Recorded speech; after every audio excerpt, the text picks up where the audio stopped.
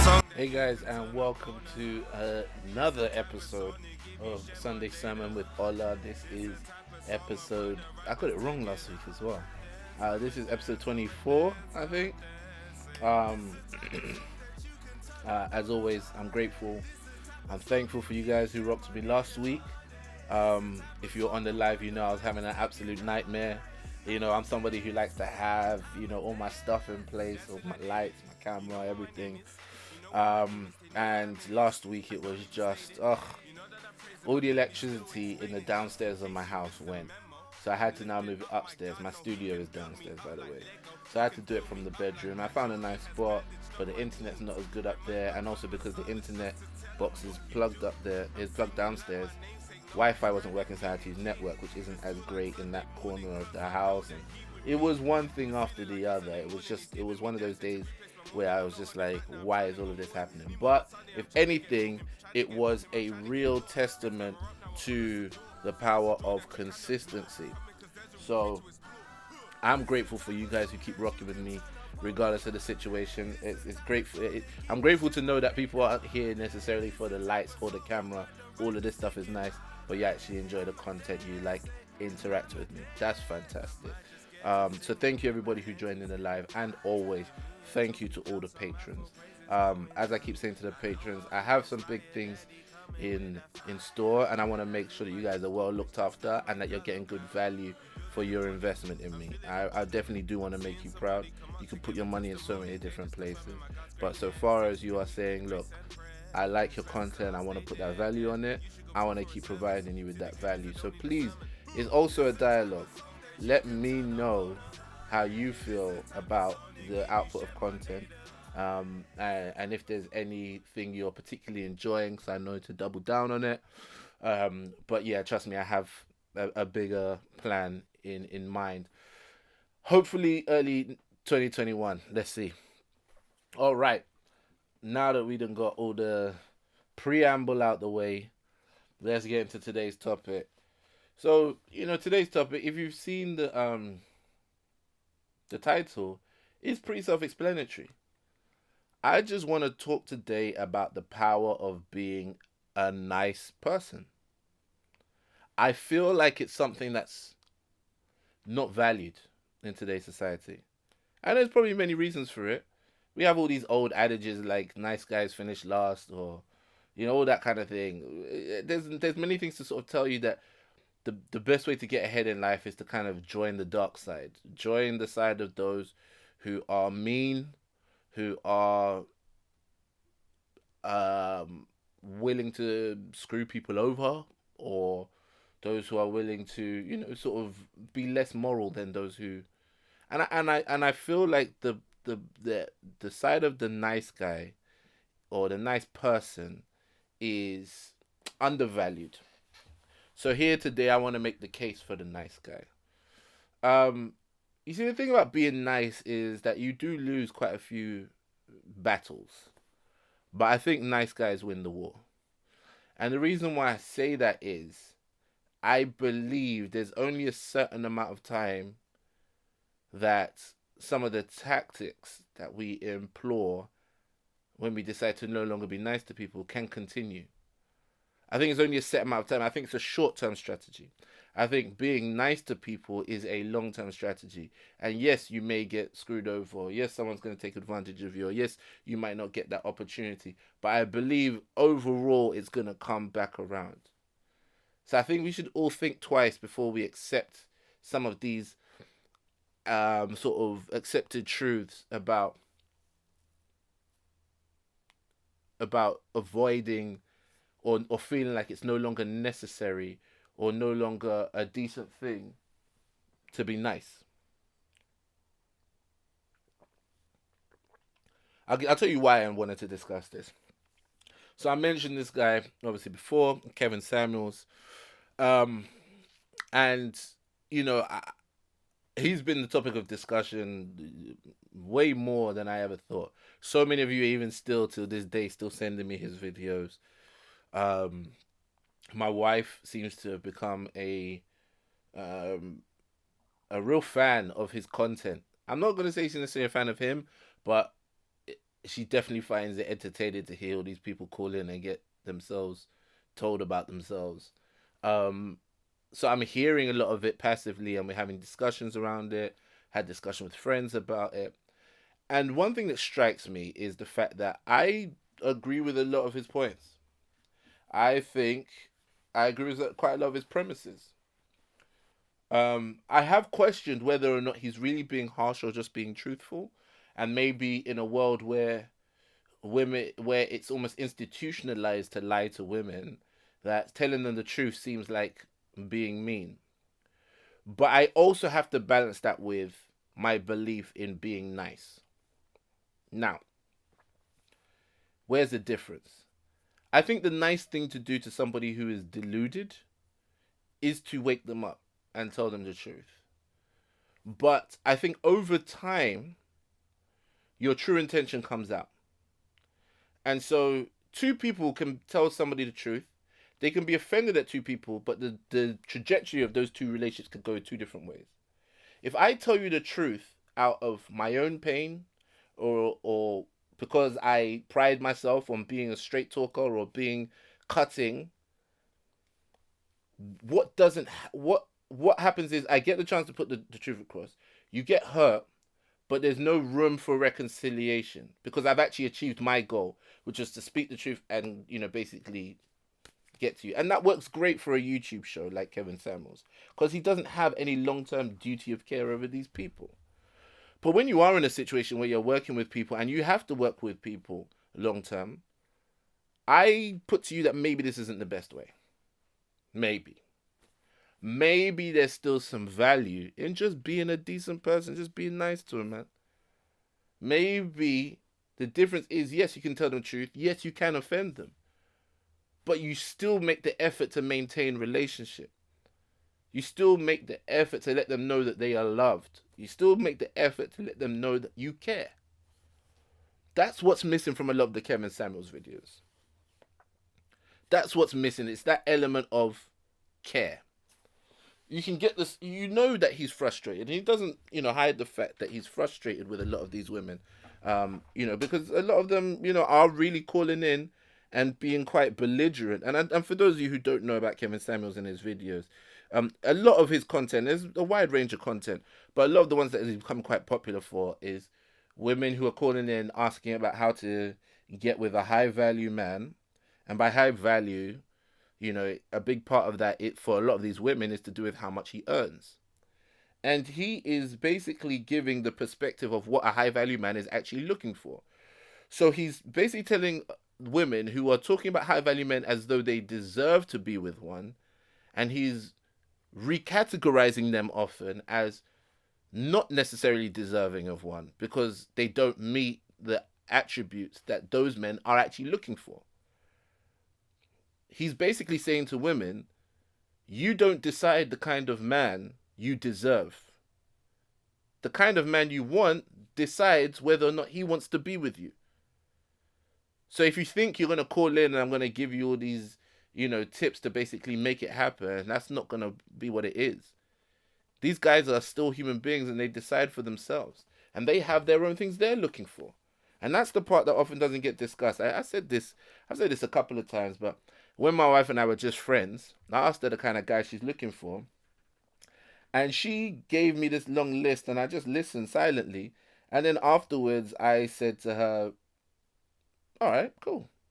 So if this guy exists, what makes you think he wants you? And it was like, what? Oh my goodness. Now, obviously, this is all hilarious because I ended up becoming her husband.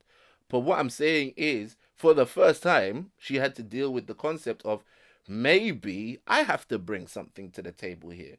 Maybe when I'm writing this list of who I want, I have forgotten the side of what that person may want. I've always considered it from of course they're going to want me. They're my dream guy. Okay, but what does your dream guy want? That's a question a lot of us haven't really gone through. So, we are now at this position where I'm looking at these videos and I'm saying this guy is telling these women about themselves. There's a lot of truth. I don't think even the truth itself is harsh. I just think it's the fact that you can tell he does not care about these women's well-being. Really, he does advise a lot of them to go and get therapy, but therapy can really be like a like sometimes people say go get therapy like it's an insult. You know what I'm saying? Like if people tell you to go get therapy, you're like, wow, I didn't know it was like that. But really, it's fair advice. The other reason why I wanted to say that, yeah, I'll talk about this, is because of Dion Warwick. Now, I don't know if you're aware of Dion Warwick. Long time legend, diva, singer. And recently she has been let loose on Twitter. She tweeted Chance the Rapper and asked him why he had to put his job title in his stage name. And she said, I'm now Dion the singer. And I was cracking up and I was like, whoa, whoa, whoa. I'm Ola the comedian. I took it so personally. I was like, what? Why is Dion Warwick atting me out here? Oh, yeah, of course, yeah. She's talking about Chance the Rapper, but clearly she's talking about me. Obviously, I'm joking. So after, I've seen that, and basically she kind of tweeted. At first, it looked like, Auntie Dion, why are you being so jobless? But she's just saying, look, Twitter's for having fun. And if she wants to have fun at her age or any age, by all means, I'm all for it. Now, for some reason, she got the attention of Wendy Williams. Now, I don't know the full backstory to all of this. I don't watch Wendy Williams. Wendy Williams is one of the four horsemen of the apocalypse, as far as I'm concerned. I cannot watch her without being thoroughly irritated in my spirit. There are many times on New York trips where I wake up in the morning and, it's a late morning, Wendy Williams is on, and she's come this close to ruining the whole holiday. I don't know what it is, just the whole thing. Oh, it's just so irritating. So anyway, I'm with Dion already on this point. But she tweeted, a friend alerted me that Wendy Williams was spending a lot of not nice time speaking on me. I tuned into her show to catch the last few minutes of her speaking about me, and as in the past, she seems not to be able to speak without maliciously made comments. My hope is my fame will refrain from my hope is my name will refrain from being spoken or thought of by her, as this conversation was held a few years ago, letting her know there was no need there was there was nor would be the way she's phrased this is fantastic. There was nor would be any need for her to say the name Dion Warwick for any reason. That is a long sentence, by the way. I don't believe one has to be mean to get noticed. And I was like, yeah, this is feeding into exactly what I'm feeling this week. If you don't know, most of these are just like what I'm feeling in the week. And I was like, the fact that Dion Warwick was saying this was really speaking to me. I was like, yeah, what happened to just being a nice person? Like, how are we just becoming more and more okay with how mean people are? And I started figuring it out. The main reason why is because we are all very results focused. And when I say results focused, we're talking about observable results and short term results. We are about doing what's necessary to get the outcome we want, right? So if your outcome is to go viral, then there isn't so much care about the substance of what it took to go viral. It's just more about the fact that I went viral, didn't I? So you can say mean things because it will get you viral. Now, I'm not talking about like comedians who roast. I think that's an art form, and I think it's beautiful. And I've taken part in it myself. I've been roasted myself. I think roasting is fantastic because everybody's in on it. Everybody's involved. Everybody understands that to be roasted is actually an honor. But this version in the world that we have, where people just say mean things, yo, I'm not sure. I don't even know what this is about. The main vibe that I get underneath it is that I think now, especially when you see this in like social justice warrior circles, I think people now um feel like if they are right, they don't have to do what's right. Right? Like if I'm justified in what I'm saying, then I don't have to pay any attention to anything else about being a nice person or being genuine or being caring or blah blah blah. In fact, those things hamper me in my ability to be right, especially when those who are wrong aren't encumbered by this need to be nice. Do you understand that? So, like, if a feminist is talking to a man who has said something sexist, she can be as rude as she wants to him and be justified in herself because she is in the right. Now, as far as she's concerned, this sexist guy is not encumbered by any need to be nice to me. So why should I be nice to him? And here lies the quandary of our society and how we race each other to the bottom. If I want to make a point about what it is to be black, or, you know, what black people have been through, and my chosen means of communication is to put it forward by being mean to white people, and I'm talking about mean like in terms of mean-spirited. Like, you know, it's mean-spirited. I'm not talking about like somebody's being fragile and they just feel like, oh my goodness, this is too much, I don't want to discuss this right now. I'm talking about when you start to say mean things. Personally, for me, I don't feel like I've achieved anything. And for some people, they don't want to achieve anything. They didn't come here to achieve anything. They came here to get something off their chest, say how they feel, put someone in their place, and so on and so forth. But for me, that's not how I want to live my life. And I ask you, is that how you want to live yours? I know a lot of, and I've definitely heard a lot of feminists feel like, why do I have to be nice to men? Like, this world is so stacked against women, you know, that this is the narrative that they're giving me. This world is so stacked against women that of what use is there in being nice to men? And somehow we're all supposed to live with each other. If that's the case, if we know it's all out and out war, then why don't we all just really pretend? Why don't we all really stop pretending and just do what we're all here for, which is self-interest? That way, everybody can be sexist with their chest or racist with their chest, and you know, you two, you can look for yourself as well. You can say, look, I'm a woman, I'm trying to get something more for myself. You say, I'm a man, I'm also trying to get something more for myself. May the best person win. Hey, but you don't want to do that though. You want people to be nice to you. You want people to be allies. You want people to be on your side. You want people to get behind your narrative. But you don't want the encumbering responsibility of being nice to people. That's tough. That's tough. I know a lot of Christians who feel like because of the moral superiority that they've given themselves by being Christian, they don't have to be nice to people. What's that about? I feel like you've lost the whole point of it then. Even if somebody's belief is wrong, the moment you decide if they're fair game, I feel like you've lost the moral high ground. How can you have the moral high ground and be mean? I don't get it.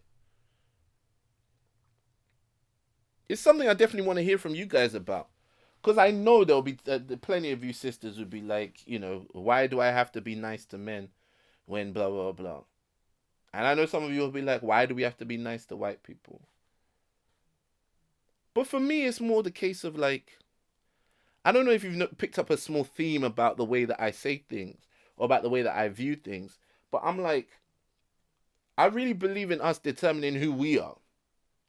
And I'm not really one for characterizing my behavior by what others have done to me. Maybe that's growth. Maybe that's maturity. Maybe that's naivety. I don't know. But I have to decide, am I a nice person? I can't say because of what white people have done, I am now not a nice person to them. Because then I'm saying basically you guys have the power to determine how I behave and what I do with my life. I believe one of the biggest and most revolutionary acts is to actually be unapologetically yourself. And if you're a nice person, continue to be a nice person. If you're a mean person, then at least just be a mean person straight. But don't say it's because so and so made you mean. Do you get what I'm saying? Don't say I'm a nice person, but they did this. Do you get that? It's tough. It's hard. It's hard because I get it. I get it because there's times where I really want to be mean as well, and there's times where I am mean, but I can't justify it. I can't really justify it because there's been times where I've been mean to my wife, and I was so sure I was completely justified in everything I did. And then afterwards, I guess maybe marriage does this to you as well. I feel like marriage does this work on you where it just consistently chips away and molds you and takes you through trials and matures you and blah, blah, blah. But I had to get to a point where I had to ask myself, what's my actual aim here? Is it just to be right? Because if it is, I don't need to be married to be right. What my actual aim is to have an enjoyable, sweet marriage with my wife. So me being right doesn't actually help that at all. What's the real focus here? You start to recategorize it and you start to go, do you know what? Maybe having a sweet marriage isn't actually about me being right. Maybe it's about looking at laying down my rights to do what is right. That's another thing. People know how to claim their rights these days. Everyone knows their rights. Oh, it's my right to do so. I could do it if I want to. You can. You can. But here's the thing. People know the rights. They don't know their responsibilities. And they want to be devoid of consequences. So people can say, look, oh, I got into this job. I was late. Yeah. But they didn't have to talk to me like that. So obviously from there on out, I just used to come whenever I want to. And yeah, I'll be on my phone in the workplace, but whatever. They've been rude to me. I have a right to be myself, or I have a right to go and spend half an hour in the toilet if I want to. I have a right to go get a snack. You have all the rights. But the consequences of it is people might just not want to work with you. But here's the thing, when you're coming from a disadvantaged background, where you've got this narrative behind you of systematic oppression, you now never have to take responsibility for the fact that nobody likes you as a person. You can just give them labels and say, it's because I'm black. It's because I'm a woman. It's because I'm of this faith. I'm a Muslim. Or because of blah, blah, blah. No, maybe you're just a douchebag. Maybe no one likes you for you. And that's where it's hard. Because the only way you could really prove it is if there was another person who was just like you in the exact demographics, but behaved well. But even then, you can't even prove it with that. Because people will still say, oh, you just like him because he's a suck up, he's a kiss up sellout, blah, blah, blah. He's always up in white people, loving up on the white people, blah, blah, blah.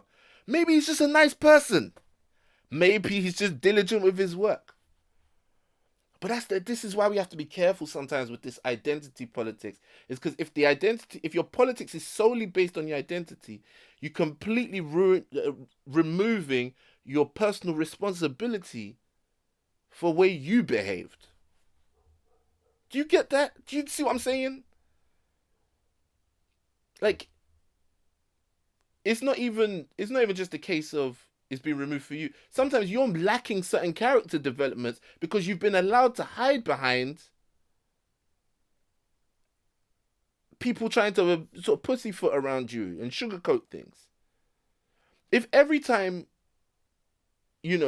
let's say for example, you have a way of speaking to people that is very abrasive, and you happen to be a black lesbian, right?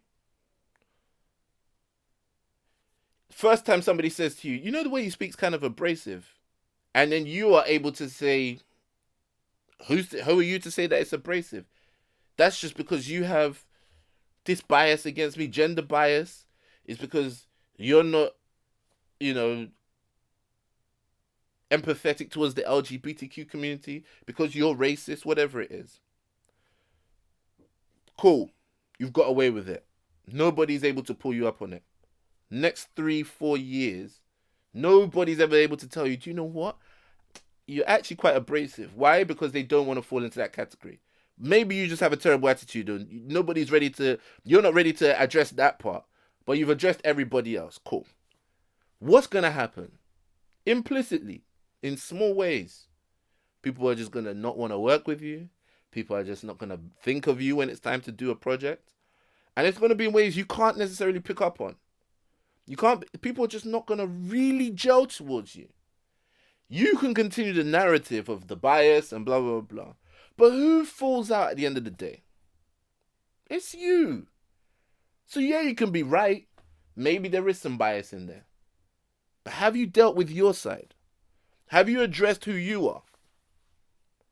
Because everybody has something they can work on. So even if you have been through the ringer in terms of all the societal privilege structures being against you, you could still be a douchebag. And that might still be something you need to work on. And then you go and say it's because you're black, making it seem like in order to be black, you have to have a stinky attitude. No, there's some black people who are just pleasant. Sometimes just be careful about the things we put in with this identity as well, you know. Sometimes I'll be seeing people around me. Yo, there's a police officer who lost his job because he was telling some other officer of a different ethnicity that, oh, he's a chalk ice. That, oh, he's more white than me. And I was like, on the one hand, he's wilding, but on the other hand, sometimes it's us that uphold these stupid narratives anyway. He's probably got a black friend who says all kinds and lets him get away with all kinds of nonsense for him to feel that bold that he can say it in the workplace. Sometimes you don't even realize what you lot are saying about your people. It'd be a black guy with terrible sense of diligence about his work. And when he's pulled up on it, he'd be like, oh, it's because I'm black, you know, black people, we do it differently, blah, blah, blah. No! In fact, I saw one story about one girl who got away with it for ages. She convinced the whole workplace or something that the reason why she was late to work because black people have different circadian rhythms. And she had the whole office white people going, oh yeah, they're trying to be sympathetic, they're trying to be understanding, they're trying to be empathetic. Until another black girl joined the workplace and started turning up on time. I think that was a tweet or something. Don't be putting your nonsense on the rest of us. Don't. You want to play up to some stereotypes? Fine, that's on you. But, like, don't bring everybody else down with you, man. Don't do that. Because some of you really be saying some wild stuff.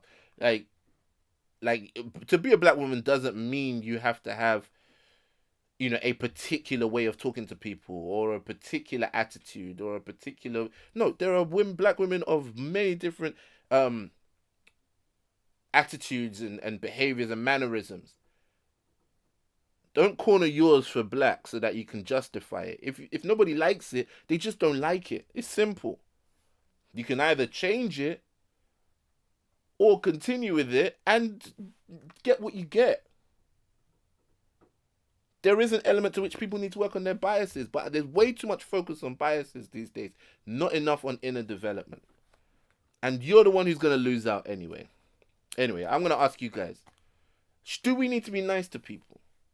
I'm going to ask you, if you perceive that, you know, you're in a racist environment or a sexist environment, do you have any responsibility to be nice? Or do you think it's perfectly reasonable to be a douchebag in an environment that you perceive to be hostile? Because that's the thing, there's no objective point of view on these things. They're all subjective. It's all how you feel. I don't know. I get it. I understand why people do it. If, let's say, right now I had to go and reform politics in Nigeria, I would find it very hard to be nice to the politicians who I would have to work with. Let's say I had to go work with the politicians who are there. It's in the establishment.